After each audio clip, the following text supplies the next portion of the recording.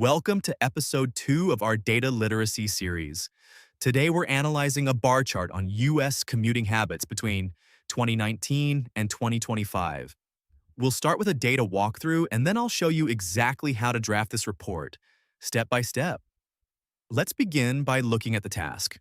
The bar chart illustrates changes in commuting habits among US residents between 2019 and 2025. Summarize the information by selecting and reporting the main features, and make comparisons where relevant. Before we break this down, a quick note. This chart is based on real-world style data, so it includes a missing value. In the actual IELTS exam, charts are usually complete, but learning to handle imperfect data will make you a stronger writer. Now let's take a closer look.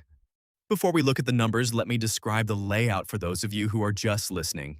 This is a horizontal bar chart.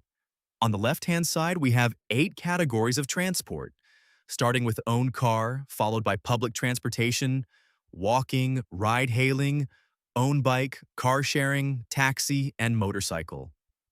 Along the bottom axis, we have percentages ranging from 0% to 80%. Each category has 2 bars, a gray bar for 2019 and a black bar for 2025. This allows us to compare changes in commuting habits at a glance. Now let's look at 2019 to establish our baseline. Commuting in the US was heavily dominated by private cars, with own car accounting for a striking 85%. The remaining categories are much smaller, and since there are no exact labels, we need to estimate. Public transportation stands at around 11%. Next, we have walking. But notice there is no bar at all. It's marked NA, meaning we don't have data for this category in 2019. Further down, ride-hailing is about 4%, while own bike is slightly higher at roughly 5%. At the lower end, car sharing and taxi are both around 2%, and motorcycle sits at approximately 3%. Overall, this gives us a very car-dependent baseline. Now let's move to 2025. The most noticeable change is the decline in car usage. Although own car remains the most popular option, its share has fallen to about 73%. At the same time, other modes have gained popularity. Public transportation has increased to around 14%. Interestingly, walking, which had no data in 2019, now accounts for approximately 11% of commuters. This puts it on par with ride-hailing, which has also risen to about 11%. Meanwhile, own bike has grown to roughly 9%. Even the least common modes have increased. Car sharing and taxi are both around 6%, while motorcycle has edged up to about 5%. Overall, commuting patterns in 2025 appear much more diverse. Now let's step back and focus on what really matters for your Task 1 response. First, the big picture. There is a clear decline in the dominance of private cars, alongside a general increase in the use of alternative transport modes. Although cars remain the most popular option, their share has dropped significantly. At the same time, nearly all other categories have gained popularity, suggesting a shift toward more diverse commuting habits. One important detail is the walking category. Because it is marked as NA in 2019, we cannot describe it using change language like increased or rose. Instead, you should report it as a standalone figure for 2025. This shows precision and a clear understanding of the data. Now here's a key data literacy point. If you add up the percentages for each year, the total exceeds 100%. This tells us that commuters are not limited to just one form of transport. In real life, many people combine different modes within a single journey. For example, someone might drive from home to a train station, then take the train into the city, and finally walk to their office. In this case, that one commuter is counted in multiple categories: car, public transport, and walking. That's why, when we add up the percentages in the chart, the total exceeds 100%. Each percentage represents the share of people using that mode, not a single, exclusive choice. Now, let's put this into writing. We'll start with the introduction. Don't overthink it. Just paraphrase the question. The bar chart compares the commuting preferences of U.S. residents in 2019 and 2025 across a range of transport modes. This is a straightforward paraphrase of the task. We've replaced illustrates with compares and used commuting preferences to summarize the topic. We also included the phrase across a range of transport modes to clearly describe the scope of the data. There's no data here, just a clear statement of what the chart shows, which is exactly what you want for a strong introduction.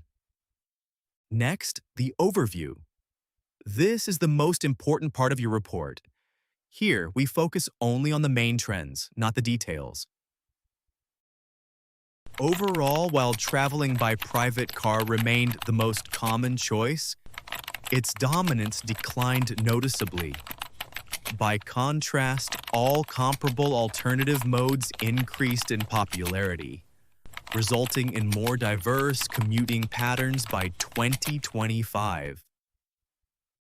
Notice how we highlight two key trends: the decline in car usage and the rise in alternative modes. We don't include any numbers here. That's important. The overview should stay general. Also, phrases like remained the most common choice and declined noticeably help us summarize the data clearly without going into detail. Now for the first body paragraph. We'll focus on the two most significant categories: private cars and public transportation. In 2019, private cars were by far the most widely used mode of transport, accounting for 85% of commuters.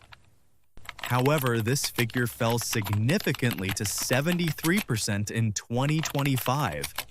In contrast, the proportion of people using public transportation rose from approximately 11% in 2019 to around 14% in 2025, indicating a gradual shift towards shared transport options. We begin with the dominant category, private cars, and provide the exact figure to establish a clear baseline. We then introduce a comparison using however to highlight the decline in car usage over time.